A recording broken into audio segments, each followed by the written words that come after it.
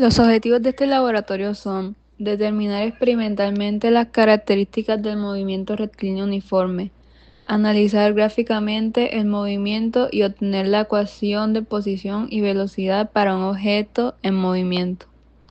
Para estudiar el movimiento rectilíneo uniforme utilizamos un riel de aire, pero sin masa aceleradora. Se utiliza un dispositivo de arranque para dar un impulso inicial al deslizador. Luego se registran los datos de espacio y tiempo a una distancia prudente del impacto. Se recomienda realizar 5 mediciones por distancia y calcular el promedio. Con estos valores se elabora una tabla de posición versus tiempo. Al realizar la gráfica de posición en función del tiempo, obtengo una gráfica lineal ascendente, indicando una relación directa entre el tiempo y la distancia, dando a entender que a medida que aumenta el tiempo, la distancia también aumenta de manera constante, lo que nos lleva a la conclusión de que estamos observando un movimiento uniforme. Lo que representa la pendiente físicamente depende de las variables de la gráfica y sus unidades se obtienen dividiendo la unidad del eje vertical por el eje horizontal. En este caso la gráfica, que es centímetro versus tiempo, la pendiente representa la velocidad, ya que mide cómo cambia la posición en X contra el tiempo. Las unidades de la pendiente son centímetros sobre segundos, lo que indica que la velocidad está en centímetros por segundo. En resumen, la pendiente nos dice qué tan rápido se mueve el objeto y sus unidades nos muestran que la velocidad se mide en centímetros por segundo. La pendiente de una gráfica X versus T representa la velocidad del objeto en movimiento y se calcula de la siguiente manera. M, que sería pendiente, es igual a delta de X sobre delta de T, donde delta de X es el cambio en la posición, que vendría siendo en centímetros, y delta de T es el cambio en el tiempo, que sería en segundos. Dado que X está en centímetros y T en segundos, la pendiente tendría unidades de centímetros sobre segundo, es decir, la velocidad está expresada en centímetros por segundos. La pendiente se calcula de la siguiente manera. Se toman dos puntos específicos de la gráfica. En este caso, punto 1, 0,0 y punto 2, 3.118,31.2. Como lo dijimos anteriormente, la pendiente se calcula delta de X sobre delta de T, pero antes de eso se restan los valores en X y los valores en T, que sería 31.2 menos 0 y delta de T 3.118 menos 0, para darnos el resultado de 31.2 y 3.118. Estos se dividen y nos da aproximadamente 10.0 centímetros por segundo. En conclusión, la pendiente es de 10 centímetros por segundo, lo que significa que el objeto se mueve a una velocidad constante de 10 centímetros por segundo. Como la gráfica es una línea recta, podemos decir que el movimiento es uniforme, es decir, el objeto no está acelerado ni desacelerado. Bueno, determinando la pendiente nos da como resultado un aproximado de 10 centímetros sobre segundo, lo que significa que es la velocidad de desplazamiento. En la siguiente gráfica vemos cómo se comporta la pendiente contra tiempo.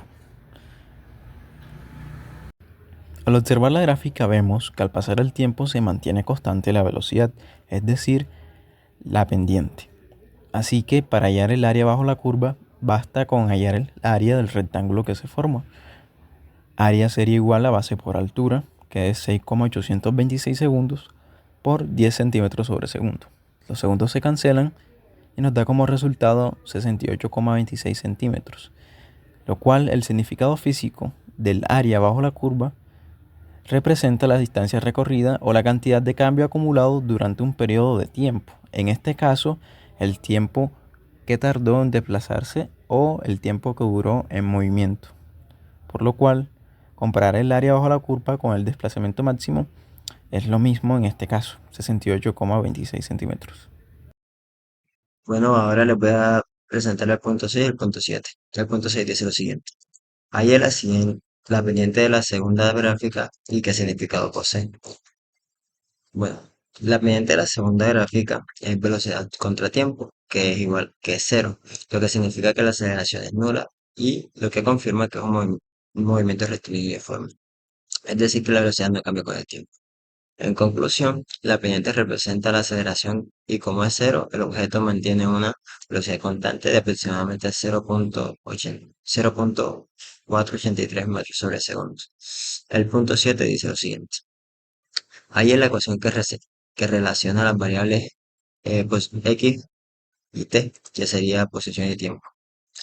En movimiento rectilíneo uniforme, la posición se representa como xt es igual a posición inicial más velocidad por tiempo. Los valores obtenidos son los siguientes. La posición inicial es 0 y la velocidad es de 0.483 metros sobre segundo. Por lo tanto, la ecuación de movimiento es xt igual a 0 más 0.483 por t. En conclusión, la posición crece linealmente con el tiempo, lo que confirma pues, el movimiento rectilíneo uniforme. ¿Qué posibles errores se cometieron en la realización del experimento y cómo los corregimos? Algunos errores que pudieron haberse cometido en el experimento incluyen, por lo menos, errores en la medición del tiempo. Puede haber imprecisión en la medición de los tiempos debido al tiempo de respuesta de los sensores o del sistema de adquisición de datos. Para minimizar este error se recomienda realizar varias mediciones y calcular el promedio. También está la fricción residual en el riel de aire. Aunque el riel de aire reduce significativamente la fricción, puede haber pequeñas interferencias que afecten el movimiento. Se podría verificar que el riel esté bien nivelado y sin obstrucciones. El impulso inicial no uniforme. La fuerza aplicada para mover el deslizador puede variar en cada ensayo, afectando los resultados. Para corregirlo se podría utilizar un mecanismo de disparo automatizado en lugar de hacerlo manualmente. Errores de redondeo en el registro de datos. Al registrar los tiempos y posiciones es posible cometer errores al redondear los valores. Se recomienda usar herramientas digitales para obtener mediciones más precisas. Y también por último podría ser las condiciones ambientales.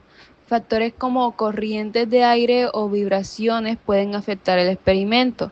Se recomienda realizar el experimento en un ambiente controlado. El movimiento rectilíneo uniforme se encuentra en varias situaciones reales de la vida real, como pueden ser los trenes de levitación magnética. Estos trenes, al reducir la fricción con las vías, pueden mantener una velocidad constante sin necesidad de aplicar una fuerza adicional. Están los satélites en el espacio. Una vez en órbita, los satélites se mueven en línea recta a velocidad constante debido a la ausencia de fricción en el espacio. Los automóviles en autopistas. Un vehículo que viaja con velocidad constante en una carretera recta y sin cambios de velocidad experimenta un MRU. Corrientes de aire en la atmósfera. Bajo ciertas condiciones, algunas corrientes de aire pueden moverse de manera uniforme en una dirección sin aceleración. Y también está los barcos en mares sin olas y sin viento. Si no hay fuerzas externas actuando sobre el barco, este se movería con velocidad constante.